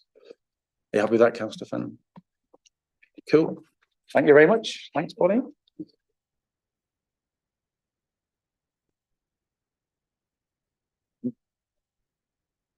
Hopefully this is Sophia who's walked in. Not just some random person wanting to listen in. Right. So for members, this is a information report, not a massive let's sit here till 9 o'clock report. Not that I'm discouraging anybody to say anything, but just we have lots of reports and we just to differentiate between a report and an information report. So over to you, Martin. Okay, so I'm not going to say great deal before I hand over to Sophia. This is an annual report that's expected of us to look across a partnership for 3 main statutory partners, which have been health, police, and the local authority, and looks at brings some transparency for children, families, and practitioners about the activity that we've undertaken and what priorities we want to focus on in the coming year to make sure that we're safeguarding children well in the city. It's not the only thing that looks at safeguarding children. Obviously, that's safeguarding is a broad term that incorporates everything we do across all the system. But this brings some assurance. We also have a what we've called a section 11 self audit, which is every 2 years, where partners come together, all agencies come together, and are asked to do a self audit about their safeguarding practice. And we actually met it last week? Yeah, last Tuesday. Where we brought some of those partners together and had a challenge board to look at how we can learn from what we're doing well, but also to explore what we feel that we should prioritise in the coming years. So all of that feeds into the annual report. All of it feeds into. There's a lot of activity that goes into the background of this report, and all that will feed into the sort of the following year. So we've got an independent chair and scrutineer of the Safeguarding Partnership, which is a very experienced senior manager, a previous system manager, called Mel John Ross. Mel would normally be here to present the report as scrutineer, but unfortunately wasn't able to make this evening. Ordinarily, we would also expect the scrutineer to provide a report, an assurance report of their own. And whilst that hasn't been done this year because she is relatively new to this authority, that's something that you will certainly expect to see in coming years. But Mel has been part of both writing and scrutiny of this annual report, and has provided some overall judgment and scrutiny of its content, and is very happy with the report itself. So essentially, this just gives you an opportunity to provide some probing questions to get some assurance for yourselves that safeguarding in the city is done well. Obviously, there's lots of other checks and balances. Children's Services is the most regulated and inspected service in the world. And that comes from some research that a previous DCS did many years ago to do a PhD. But we're a very well regulated, very well inspected service. That doesn't mean to say things don't go wrong, and they do. And I'm sure Sophia will talk about some of that, but we also have a national panel where we report issues that haven't gone so well, and certainly where there's a child death. So that there's either some local or national learning taken from those incidents. But I'm going to pass over to Sophia, who can talk through the report. Hi everyone. For those that don't know me, I'm Sophia Lenton-Brooke. I am the business manager for the Safeguarding Children Partnership. So I'm responsible, I guess, for the back office staff who supports the work of the partnership. I know Martin in his report has just given you a quick overview of who we are as a partnership, but also I guess that role in terms of we've got that responsibility to publish our safeguarding arrangements and also produce an annual report. I think positively, in 2022-23, we've obviously seen a significant change in leadership, and that's, I think, been a real core part to the partnership progressing. I've been in post now 3 years, and what I would say is obviously it has been definitely on an improvement journey, but having that core leadership in permanent posts, not just within the local authority, but across police, and also the ICB, because they've obviously been under a lot of change themselves. So that's been really positive. And also we welcome the appointment of Mel John Ross, who's our scrutineer and our chair. And obviously she acts as our critical friend. She's also provides that scrutiny and challenge. And we're also collectively trying to kind of drive forward and improve and make outcomes better for children. In terms of some of the key highlights, I guess, from the report is particularly we held a development session in March 23, so just towards the end of this annual report. And what we really focused on was bringing partners together, not just statutory partners, but all our relevant agencies in a room to collectively look at our vision, what our values are as a partnership, but also our underpinning principles, particularly around empowerment, learning, prevention, and relational practice. Now, I know within the City of York, which I'm sure you're all aware of, is that Children's Services are currently implementing signs of safety and the whole family approach. So as a partnership, that's something keen we're to get behind as well.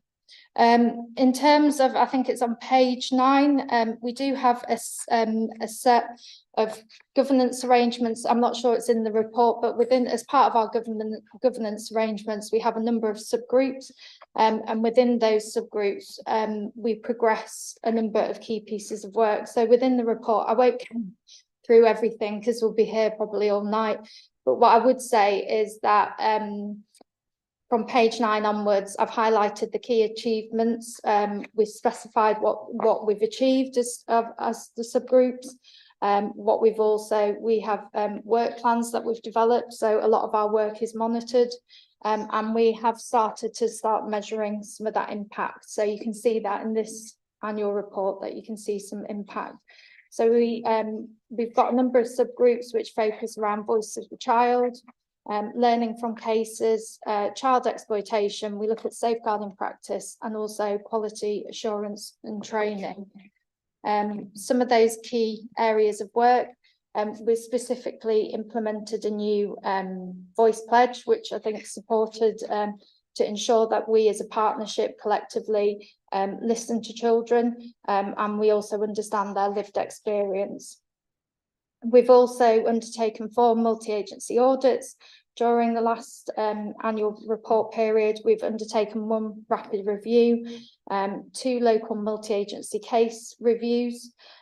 We've also delivered multi-agency safeguarding training, and developed a number of published documents, practice guidance, tools, briefings, 1-minute guides. I would also say that as a partnership, we've got a very active partnership. We've got good comms and engagement, and I think particularly since COVID, we've developed our ways that we communicate, obviously not just within our stakeholders, but the wider community as well, particularly around our newsletter. So we've got currently about 820 professionals who have joined, and members of the public who can access our newsletter, and that's sent out on a monthly basis. So the reach has obviously improved from what we previously had.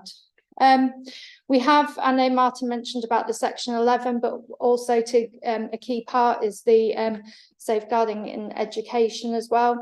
So I know with the new working together guidance that hopefully should be out by Christmas, I'd like to say, is that we have got a clear link in terms of the section 175 audit. We have got a procedure, and we also have links with the safeguarding schools advisor who sits in the education service. We also have Maxine Squire, who is the AD for Education and Skills, who sits on our executive group as well. What I would say is that the Safeguarding Schools Advisor is very active as part of our partnership as well.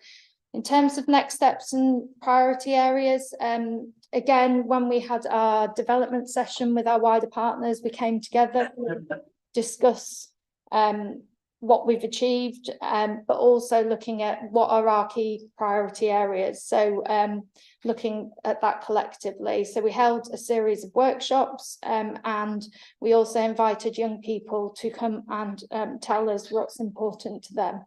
And as a result of that, we have identified as a partnership, and this has been signed off by the executive for 5 priority areas. So particularly focusing on prevention, child exploitation, children missing from education and SEND, working with fathers and male carers, mental health and well-being.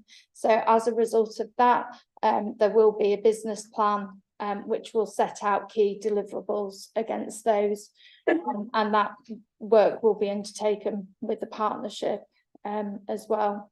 What I would say as well, just to say that in York, generally, I would say that we have got good partners, we have got good buy-in, and I feel that we're going from strength to strength. So it's hopefully it's reflected in the report how much work we've achieved and what we've done in terms of that impact as well. That's all right. Thank you. Questions, please. Councillor Fenton. Thank you for the report. It makes impressive reading. I think one of the things I thought about in terms of, I picked up some of the issues in here in terms of the Access for All Young Persons group had identified issues with their experiences of using public transport. And another issue was escalated to Maxine Squire. there's something called the enhanced partnership for buses, and that's exactly where the issue should go, because the council is there, bus operators are there. So at the next meeting I will raise it and say, are you aware of the work that this group has done and some of the issues they've picked up and recommendations they've made. So I suppose there may be other areas of the council teams that would read this and think, oh, there's something there for us, there's something there for the service that we provide. So I think the more you can sort of share this document with teams across the council, because hopefully they too will pick up on issues that they have some influence over. I know you can't make people read the documents and act on them. I think it would be really good to give it, it's a really high profile, because there's a lot, hopefully, that service areas can look at and think, yeah, we can do something about that. Thank you. Just to say, in terms of disseminating this report, obviously it is published. We will share it wider with teams as well. I know that point you mentioned around that access for all young person and group. I know, as you said, that a discussion was had with Maxine.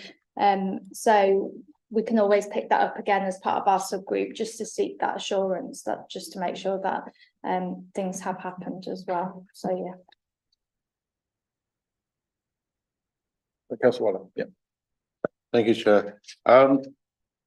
It's really encouraging to see the work being put into the voice of young people. That's a common theme across many of the parts of the council. And it's also encouraging that similar reports in the past have catalogued where organisations weren't turning up where they're supposed to, and that was causing significant problems to young people who needed help when these people weren't turning up. So I think it's encouraging that is now not a regular feature, and I think it's a tribute to a lot of behind the scenes work to make sure that actually has been resolved. So I think the one thing I draw out is that it doesn't sugarcoat the issues. That sometimes there's a presumption, oh well, that sort of thing doesn't happen in York, it happens in other parts of the country, but not here. But I think it's helpful to have the reminders of these things can and do happen from time to time, and it's important that there's opportunities across the authority to understand where those bits of evidence that can be pieced together to help child protection, that there's the opportunity for that whistleblowing. I'm constantly reminded of there was a case, and it was housing repair people who were able to get into the house and beyond the barriers that the family had created for statutory services, and because of that, there was a positive outcome. So I think it's ensuring that message gets across to the whole authority. Thank you. I think so the Section 11 challenge day that we had, we identified 3 statutory partners to challenge each other, but also introduced 3 others that we felt were of importance, and housing was one of them. And actually there were some probing questions and challenges around how we can make sure that children are safe in accommodation in the city, but also how we can perhaps support each other as ensuring that everybody recognises that safeguarding is everybody's business. The eyes and ears of safeguarding are often not your statutory services, but people that are going into homes for other reasons. It was a really valuable day, and actually the first time that we as a city have had that challenge panel. And I think it was previously it's more of being a self-assessment, so each area it's set out and working together which organisations need to undertake that.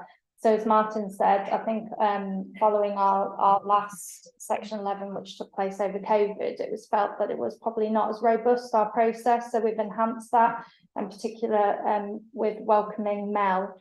That's been really positive. So housing, particularly, as you said, they've highlighted some action areas, I know specifically around some safeguarding training. But again, anything from the Section 11 audits that organisations and agencies have completed, there will be action plans, they will be monitored, and the executive will continue to seek assurance until obviously those actions have been completed by agencies as well. And we are actually going to invite housing to a future executive to kind of update us on some of their improvements that they're making as well. So that should happen in January. So yeah. Councillor answering a question, not asking one, if not Councillor Cuthbertson. Sorry. Councillor Cuthbertson. Thank you, Chair. I'm just looking at page 58 of the report that we've got, which is page 22 in your numbering system. The paragraph just above impact, which describes the police, Her Majesty's Inspector of Constabulary Fire Rescue Services inspection of child protection in November 21 and the CSC Ofsted inspection of children's services in March 22. Doesn't say much about them. The question I've got is, are there any points outstanding from those two inspections? I particularly remember the constabulary inspection, which had a number of quite notable issues in it, and I really want to make sure that both of those reports have been addressed. So the safeguarding partnership, who meet on a regular basis, hold each other to account. So that's where we will talk about the actions of individual inspections that take place. Obviously, I'm not going to go down the route of every particular recommendation that was made in those inspections, but there is certainly substantial progress that's been made, including from the police, substantial investments in child safeguarding. Over £1 million of work that's going into missing exploitation and ensuring that children are safeguarded better in the city. So for me, the partnership really does support some robust challenge. I guess just to give you another example of how that works, we had fairly successive for over a couple of years, really, very poor outcomes in terms of the timeliness of initial health assessments for children that come into care. It was from a discussion of the partnership and some really robust challenge of partners that then led to an investment from the ICB to resolve that issue almost immediately, although it had been going on for some time prior to that. So it really is a robust, I think, partnership that are able to challenge each other and still walk out of the room and be able to have some professional respect for each other. Yeah, thank you, Chair. It's good to hear that, and it's particularly good to know that the initial health assessments issue has been, if it's not totally clear, it is on the way to doing that. So thank you. And particularly the police inspection report, which was quite worrying in several departments, as long as that has been challenged and the partnership is aware and is happy with what the police are doing to improve that situation, that's really to the better. Thank you, Chair. Thank you. Councillor Webb. Thanks, Chair. Yeah, again, it's not a question, it's not an answer. That's not what I'm here for. I think, firstly, I want to thank Sophia for bringing this to us, and as exec member, I try and have a not like a totally regular sort of every 3 months. I like to sort of catch up with Mel John Ross, our independent scrutineer, just to sort of get that independent view. And it wasn't, I hadn't planned it, but it happened to be yesterday. So it was quite fortunate, really. Yeah, so it worked quite well. And she was saying how well that this report had been put together. And I think that's worth noting and recording, really, because I think it is a good piece of work. I think in general, what we're seeing is really a change of culture.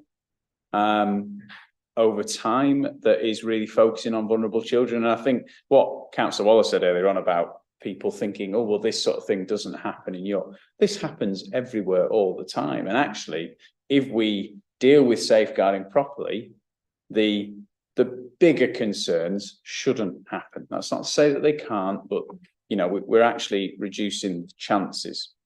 And as part of the role as well, I actually sat down last week now with the multi-agency safeguarding hub, who are the team of social workers in the council, who essentially receive the referrals and make a plan as to what they do next. And one thing that I said, you know, what do things feel like now compared to say a year ago? And they were very clear that there's been an improved direction, and that is down to sort of the management in York at the moment. I think that's really important to stress. And they also mentioned the police, and it's a shame that Councillor Cuthbertson's run off, but there you go. But he often does when I start speaking. But I think with one thing they said about the police was the quality of the reporting had massively improved as well. And actually, that means that when a report comes in from a police partner, you're not having to go back to them and say, well, what do you actually mean from this? You can really quickly say, okay, this is something that we can deal with in this way, or this is really serious, we need to deal with this right away. So that was really positive. And I think the last thing I'd say on the change of culture is housing. I know through corporate parenting, the corporate parenting board, the children in care, for example, have been very robust in the challenge of housing and how they serve vulnerable young people in our city. And that's been really positive. And I think actually housing as a service are really shifting in terms of seeing, like we've said, the fact that we are all corporate parents, and also noting safeguarding of other young people who might not be in care, but they're gonna have access. They're going to be the eyes and ears that see those people. So I think that it really is positive to see this shift in culture in York, and yeah, long may it continue. I think we're really going in a good way. Let's see if we can keep it going. Thanks. Anything else, maybe? Yes, Martin. Just an offer. So I think previously we had for the same scrutiny group last year had set up a separate meeting just for an opportunity for members, if they wish, to come along and learn a little bit about the work of the MASH, the front door, effectively, and what sort of things that they deal with on a sort of regular basis and how they make decisions. Would be more than happy at some point to set that up for members of this group if they felt that would be useful, just as an education piece, really. Yep, yes, please. It's really good, but it's also terrifying what people are dealing with on a day-to-day basis. So be prepared. Okay. I've just got one question. Just so I've no context to this at all. On page 15 of the report, it's got what looks like really good numbers, which I assume they are. But how good are they compared to the nation or else that you'd go against? So the case review subgroup. Case review. Yeah, you've got like at the bottom, you've got 1102. Yeah, so what I would say, our numbers in York are low generally. Nationally, we are probably lower end. I would say probably in bigger local authority areas or bigger inner cities such as Bradford, for example, might have a lot more notifications. The threshold for a notification is where either a child has died or where there's been significant harm of abuse or neglect. So obviously it's positive actually that the numbers are low, because it would be a concern if they were higher. Yeah. In terms of the work. What we also do, so where they don't meet the threshold for a national notification and therefore a rapid review, the case review subgroup also review cases which they feel that don't meet that threshold, but they want to maybe learn from, or there's good practice, for example. So that's when we undertake local multi-agency case file kind of audit reviews, but we do it as a collective, as a partnership, rather than doing it in isolation. And there's been some really good practice coming out of those. So for example, I know in York, there was a case where there was a young person who had previously, there was concerns around exploitation. So for example, health, as a result of that, ran a pilot where they flag children who are at risk of exploitation within all their health ICT kind of systems. So health partners are aware, and that's something that they're also going to roll out across North Yorkshire, because a lot of our health partners work across both. So actually what I would say is some of the reviews that we do are also positive, because it's how we learn together as well and make improvements. Cool. In terms of that. Thank you. Anything from anybody else? So I did, it was good to read this. It did actually make you feel like, ooh, we're doing all right here. So well done. Thank you. What's next? Oh, work plan.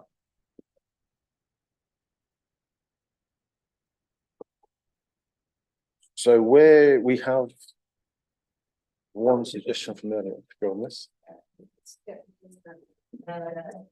The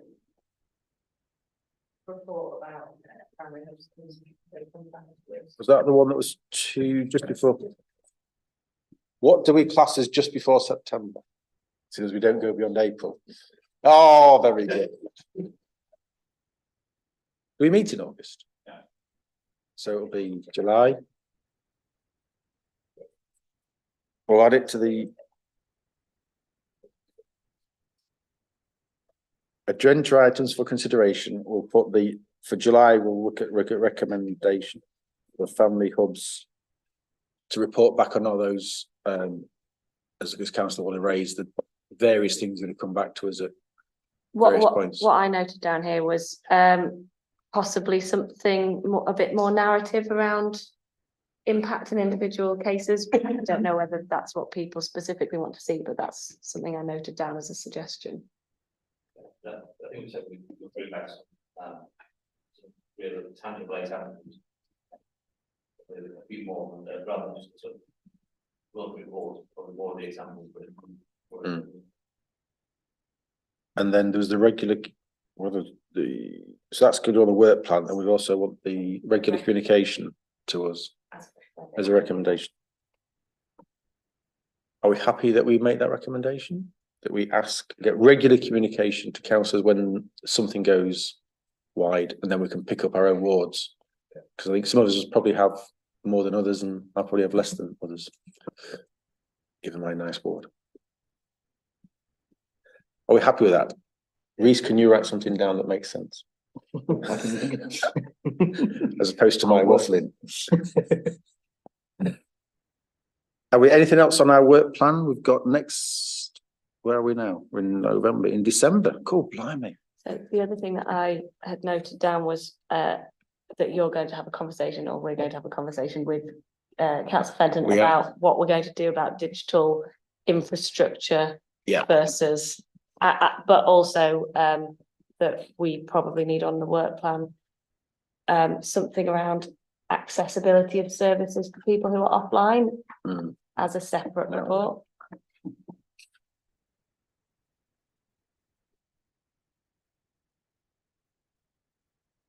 Making good notes, Reece.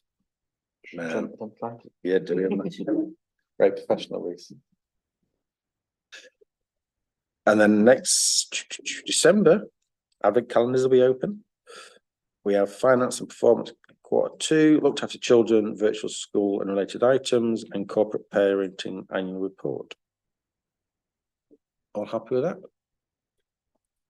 Anything down the line that people think should now come off or go on that they can see? Did you want to add an agenda item onto the onto the December meeting to look at Christmas tree? Work plan for next year after we've completed a year. Had a discussion with Yes, we'll report back on our discussion, councillor Fund. Work plan for May onwards. No, we don't meet, do we meet in May? We meet in May? Is it just August we miss? We miss February, don't we? On February. Yeah. Right, we'll do that. Happy campus? Any urgent business? Good. Is there anything else? Is that the end? That's it. Lovely. Thank you for your contributions, everybody. Much appreciated.